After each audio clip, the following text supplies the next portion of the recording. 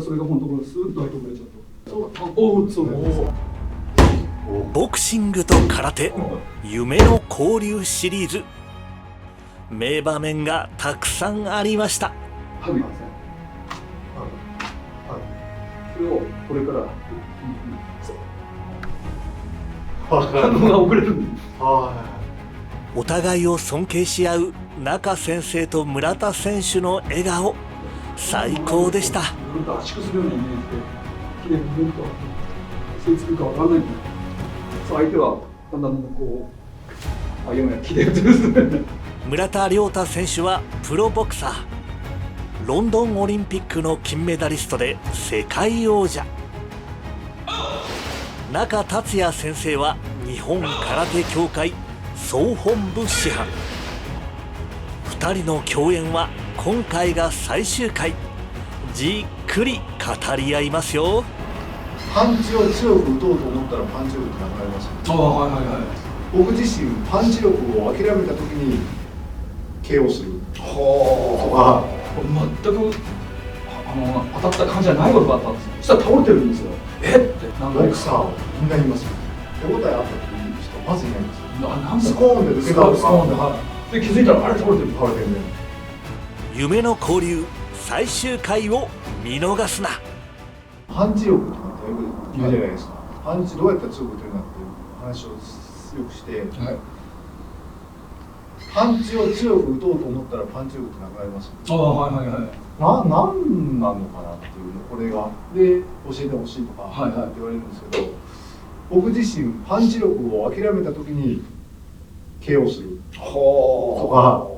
パンチ力で勝負するのをやめた時にまあそういうシーンが生まれたりとかっていうのがあって、逆に KO を意識する、パンチ力は俺があるんだ、一発パンチャーでやってるんだって思った時は、まあ、大体倒せないですし、ダメなもんなんですよ。それはもう科学的に言えば力みがある、体が開くとかそんなことだと思うんですけど、物事ってなんかそういうことがすごく多いと思うんですね。何かを狙う、何かをする、自分に何か自信を持つ、このパンチが俺が強いんだと思った瞬間にその事象が消えていくというか、そういうことってないですか？いや、ありますね。それにさっき言った江戸時代の秘伝書ですかね、そこを書いてあるんですよ。常の心って、馬を乗るときは馬を乗る気持ちじゃダメだと、何かことを書く気持ちじゃダメだと、夢言う気持ちじゃダメだと、常の普段の心でやりなさい。その瞬間になくなってしまって、全く同じこと書いてあるんです。これ柳生真言の本ですけども、同じこと書いてある。全く違うことを考えて、普段の心で、なんか書こうと思うからまた緊張したり、打とうと思うから打つ方に集中したり緊張したりするんで、普段の常の心、その常の心が難しいと思うんですけど、何もしない時の心でやりなさい。全く今言われたことが書いてあります。すごいです。再現することがなかなか難しいんですよね、結局のところ。でこれもまた難しくて、じゃあその常の心を出そう、何かを出そうと思ったらその心がそこにあるわけじゃないですか。はい、それってなんか堂々巡って文にはそれも書いたんですよ。そうなんですか。心によってその心を消そうとする心がダメなの。そうですよね。はい、その思いによって思いを消す。もう全部今度じゃ送りますので、全部言われたことが書いてあります。座禅とか組んでいて無になろうと思って、無になろう呼吸に集中しようなんて思えば思うほどなんか堂々巡っていて、あんなもんほんの数秒ですよね。ですから同じ禅でも金品っていうこう歩きながらずっと、はい、あれは僕一つの型だと思うんですよ。一つの動作に熱中することによって自然と無に近いものになってくる。はい、だから写経とかもそうです。そうですね。ずーっとこのやってることに対して、でどこでもそれでできるのが結局は呼吸であって、要は書くものがなくても掃除しなくても、そのための修行だったんでしょうね。だと思うんですよね。だから無をいかに作るかっていうのが禅宗がやってたことなんだと思うんですけど、だからこれすごいのはやっぱ日本人の場合は全部身体を通してやるってことで、全部が動きじゃないですか。じっとしてるんじゃなくて、やっぱり座禅も一つのこう止まってますけど、いろんなとこがこう、これを維持するためには筋力の緊張とか必要なわけじゃないですか。あくまでも動きの中でやっていくという日本の文化、身体を通して精神を深めていく、身体を通して精神を高めていくっていうのはこの日本の文化のいいところだと思いますね。何もしないとか考えてるだけではなくて、何か動きながらそうする。僕らもそうですけど、強くつこうとかなんか思うとやっぱずるっていったり力んでるから。そうなんですよね。でなんか倒してる時ってそれこそなんかそれが現れるっていうその弓の世界じゃないですか、あるじゃないですか、はい、パンってなんか現れた結果なんかになっちゃったみたいな数回しかないんですけども、全く当たった感じじゃないことがあったんですよ。そしたら倒れてるんですよ。ってもう当たった子全くこれがないんですよ。こんなことあるのかの経験があるんですけど、ボクサーはみんな言いますよ。パンチ当たった瞬間どんな感じだったって手応えあったって聞いたら、手応えあったという人まずいないんです。なんスコーンって抜けたとか、スコーンで、はい、で気づいたらあれ倒れてるみたいな。で反対にバンと殴ったのは、まあ、折れたり切れたりしますけど倒れなかったり立ってきたりしますよね。ガーンって言って倒したと思ったら自分の拳が折れてたとか、ちょっといいですか一つ。それで、はい、試合中に倒したと思って聞いてなかったらやっぱすごい嫌ですか？嫌ですね。でもまあ倒れる時は聞いてますからね。なんか僕がこの今まで負けた試合、はい、で負けなかったにしてもダメだった試合っていうところですっごい覚えてることがあるんですけど、はい、疑念が生まれました。覚えてるのは2011年の世界選手権の決勝、はい、僕まあ自慢話なんですけど世界選手権の決勝まで行ったので僕だけなんですよ、今までボクシングの歴史で。でこのやってる時に1ラウンド目勝ってたんですポイント、はい、オープンスコアになったので勝ってるぞって言われて、そこであれこのままいったら俺世界一になっちゃうんじゃないの、世界選手権の金メダリストになるかもしれないっていう。でも相手は準決勝も倒してるしその前の試合も倒してるしここから来るんだろうっていうなんか疑念が生まれたんですよ。その時のことをすんごい覚えていて、で、まあ、結果逆転で負けちゃったんですよ。でオリンピックの決勝もそうで1ラウンド目2ポイント差で勝ってるって言われて、あれこのままいったら金メダルだっていう粉がちらついたんですよ、はい、この何回かちらついた瞬間のダメな試合もしくは負けた試合とかっていうこのものがすんごい僕の頭の中に残ってて、それこそプロに来て初めて世界タイトルって時の疑惑の判定と言われた試合も前倒して相手が効いてるのは分かってても、いやこいつは倒れても何回も立ち上がって前の試合もやってたからこれはまだいかない方がいいんじゃないかっていうどっかでの自分の中の葛藤とかもあって、で結果まあ勝ってたとは思いますけど、でも負けてしまった。で中で僕の中ではその葛藤があったので、あれは負けに値してもしょうがないっていうのがすごいですね。それ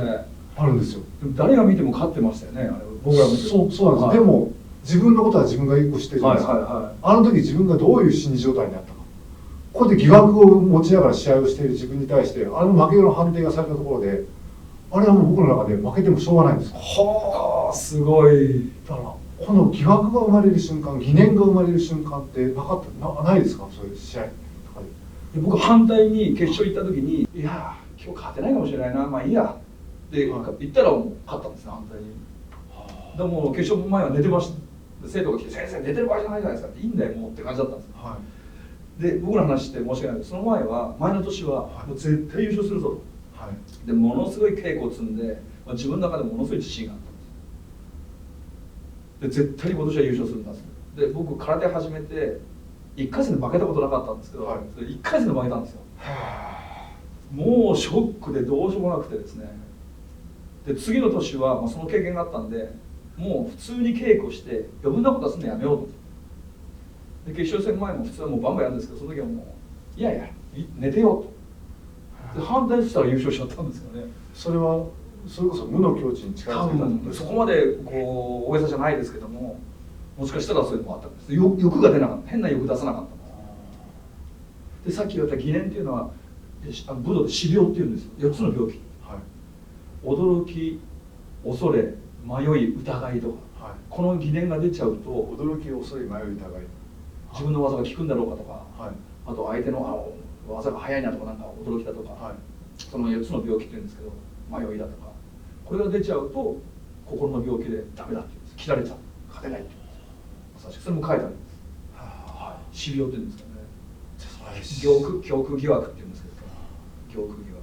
まさに持病の一つはその時に走ってる。多分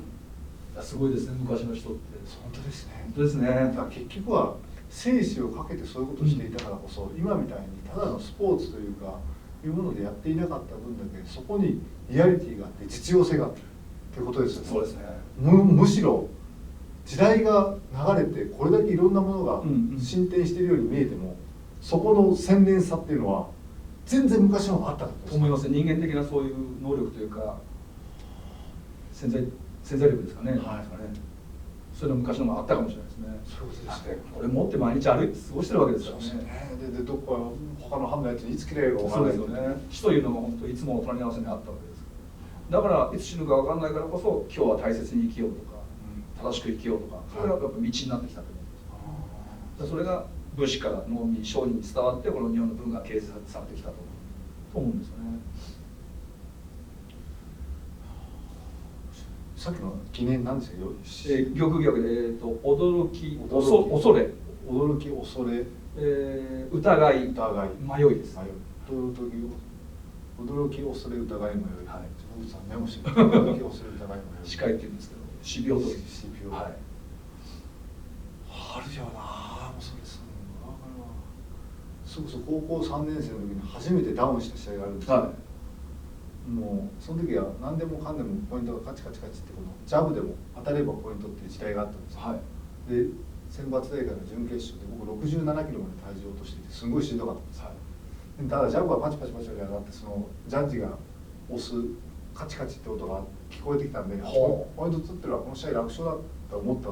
瞬間に左フックから右ストレートもらってこっからバチンからこう来る瞬間がスローモーションになるのを今でも覚えてるんですよ。高校3年生。高校3年生。初めて人生で倒れた瞬間だったんですけど、俺勝ったんですよ、はい、自体は。でもそれは倒れて覚えてますし、あの時の余裕だって勝てると思った瞬間のすごいですね。覚えてますね。それが全部は今の村田選手の力になってるわけですね。総力として積み重ね。でも同じミスを繰り返してるんですよね。いや、それは私もです。人間はそれを高3の時にやって。大学1年生の時のリーグ戦でバーンって倒してよっしゃーよし決めてやろうと思って行った瞬間にバーンって倒れてそれが2回目で北京オリンピックの、アジア予選で1回戦でマレーシアの選手弱かったんでバーンって打ってジャンプとかでポイントポーンと取ったんでよしこのままいけるわと思って楽勝だと思った瞬間に右のオーバーハンドルで倒れるとかもう怖いですね本当ボクシングは。3回やってやっとやらなくなった本当バカだなって。いやでも怖いですね。本当倒れちゃうんですもんね。いや本当だからもちろん相手もいるんですけど自分との戦いというか自分とのですね心の、はい、ちょっとおごりだとか高ぶりだとか出ちゃうとやっぱりっていう本当そこですね。そういうことを昔の人は教えてたわけですね。だと思いますね。いかにこの平常心で戦えるかっていうのは。礼儀様もやっぱそういうとこから出てるんでしょうね。そこで初めてこうやって自分を落ち着かせるとかしてる。ただ最近スポーツとかで、ちょっと前から言われるルーティンとかっていうのがあるじゃないですか。あれなんかまさにその、いわば礼儀作法を、精度を低くしたものですよ。そうですね。個人個人のやり方があるんでしょうね。やってやれる。でもそこに何かあるわけではなくて普段通りの練習で力を出せるためにしている。でもそこには昔のさっき入った呼吸とかがもっと入れば、実はもっと良くなるルーティンを作れるはずですよね。そうですね。これ融合したら面白いですね。面白いですよ。面白いですね。ルーティンの作り方プラス呼吸っていうところとか。例から入ったら面白いでしょうね。面白いですね。リングサイドでみんなピシッと練したら面白いですね。でもこれ本当海外でもやっぱ日本は紳士一元論じゃないですか。向こうは二元論じゃないですか。こういう一元論で心と体が一つになるとこういうこともできるんだよってことで海外でやるとやっぱ皆さんわあ面白いって変わりますよね。はい。体、そのコントロールするのはやっぱりなんですかね、心で自分をコントロールするんだ。先ほど言った呼吸ってあるじゃないですか。呼吸も別名に言うと息じゃないですか。息って心の上にやっぱ自分が乗ってるわけですよね。本当だ。そうですね。自分がこのだからそういう意味でも面白いと思うんですね。我々の文化って。感じに現れる。そうですね、先ほどかかともそうですし、姿勢もそうですね、姿に勢いですから。さっき言った気の話もそうで、プレッシャーもそうですけど、その姿の勢いが心の勢い、心のありがたになった時にそれも出てくる。意図的によし圧力かけてやろうとかうわって言ってやろうと出ないと思うんですよね。それこそじゃあ普段の心がけだったりとかそういうところで普段のこう積み重ねみたいなものが自然にこう出てくると私は思うんですよね。その集中力ですかね。極限の集中力というか。はい、でもう一つお聞きしたいんですけど、私の方からいいですか。はい、僕も経験あるんですけど、やっぱり一度引退されたじゃないですか。はい、それからまた現役に復帰するって、はい、どうだったですか。その気持ち的に何ともなかったですか。そうですね。なんか北京オリンピックで負けて22歳で大学職員になって、はい、その時に一度引退したんですけど、やっぱりどっかでモヤモヤとはしていましたので、ただできるかなっていう本当にこんな状況でできるんだろうかって気持ちはありましたけど、なんか今にはない気持ちですね。要は、ちょっとつ盲信というか自信というか、もう考えずにやるんだっていう、やるしかなくて、でやっぱり現役復帰するんだって短歌切った以上はかっこ悪くて後に引けないっていう状況で、もう後に引けない状況はありましたので、もうやるしかない、何もないんだし失うものがないしっていうところで言うと、なんか今みたいに下手に時間があってその考える時間だったりとか勉強する時間とかっていうのがある分ありがたい時間ではあるんですけど、どうなんでしょうね、その時の何もない中で時間も制約的にものすごく時間の制約がある、はい、体力的にもきつい、はいはい、大学職員としての仕事をちゃんと終えた後で練習するっていう、だったんですけど、なんかあの時の方が無心だったかなって気がしますね。それすごいなと思うんですね。例えば体は全然動くと思うんですよ、はい、ただ心の部分がどうだったのかなってやっぱりもうやるしかないっていう感じで無心でしたので、いや本当に無心だったんでしょうね。こうやるしかない、こうやるんだって思ってもう無我夢中で追いかけていた感じです。本当だから夢中でしたね。夢の中にいるような、はい、だから精神がどうとかって言っても夢中だったんで、そこに突っ走れましたよね。それでいうとやっぱり35歳という年でこうやって競技続けて、ちょっとふと自分から距離を置く瞬間がある今の僕っていうのは夢中ではないかもしれない。余裕があるわけです。余裕というよりは、時間的な余裕だと。そうですね。振り返る余裕だと。あまりポジティブな意味ではない形ですけど、夢中じゃなくなっているもの。あともう一つ、この試合がどんどん延期されてるじゃないですか。もう疲れないですか。疲れ、ただ僕はそこが強いんだと思うんですけど、これしかやることがないというか、この道来たらやっぱ単価切った方がいいじゃないですか。オリンピックで金メダル取って大学職で「今やってるからやめろ」って言ってプロに来て、で成功しなきゃ自分自身に格好つかないしっていうところもあって、そういうのでやってきたんで、もう退路がないですし、この道で行くしかないので。でもそれに合わせて調整したり、心の整理とかあるじゃないですか。やっぱりそれは大変、めっちゃ大変だと思うんですよね。大変は大変ですけど、それしかないのでもうやっていくしかなくて、なんか僕現代人の悩みの多くってチョイスがあることじゃないかなと思ってで、はいはい、あまりにもチョイスが多くて、あれできるこれできるっていう器用貧乏みたいなで実際何も形になってない。だったらもう僕みたいにボクシング、お前これが仕事でこれしかねえんだってなっちゃうと、それやるしかないし、じゃあお前今みたいなファイトマネーとかをお前じゃあビジネスにやってみるよって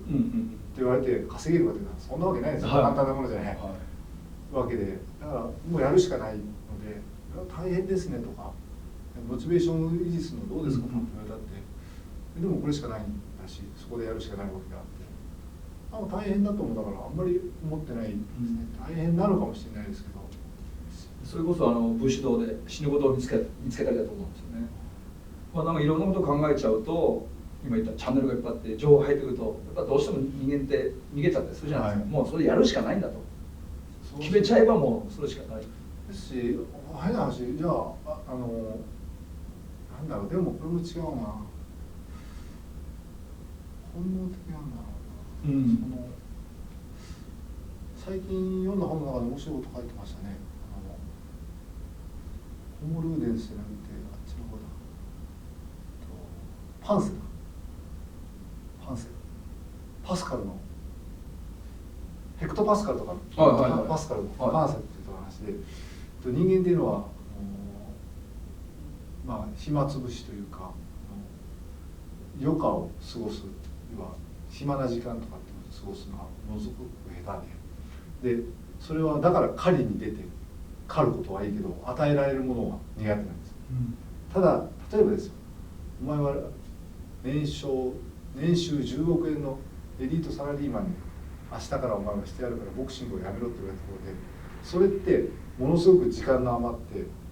確証されたことでもそこに対して人間ってなかなか興味が湧かない、なぜかというとそれは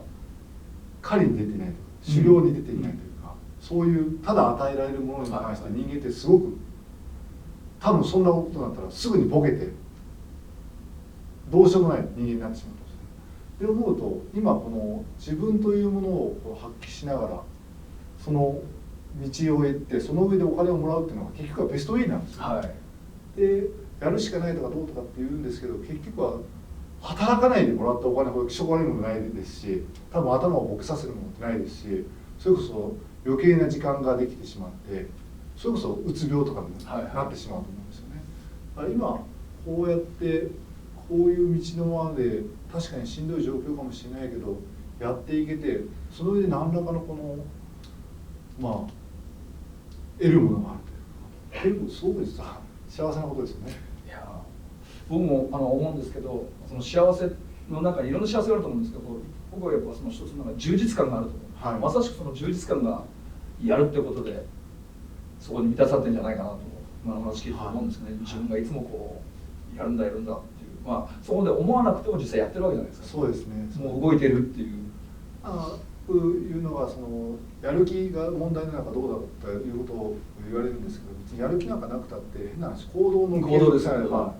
それだけでいいわけであって、今の子たちっていうのは行動の継続をせずにやる気だとかやりがいだとか考えようとするんですけどそれって全く違っていて、肝心なのは行動の継続であって、それがあったら何か見つかるわけであって、まず行動せよだと思うんですね。で今まずこうやって行動して練習しているので、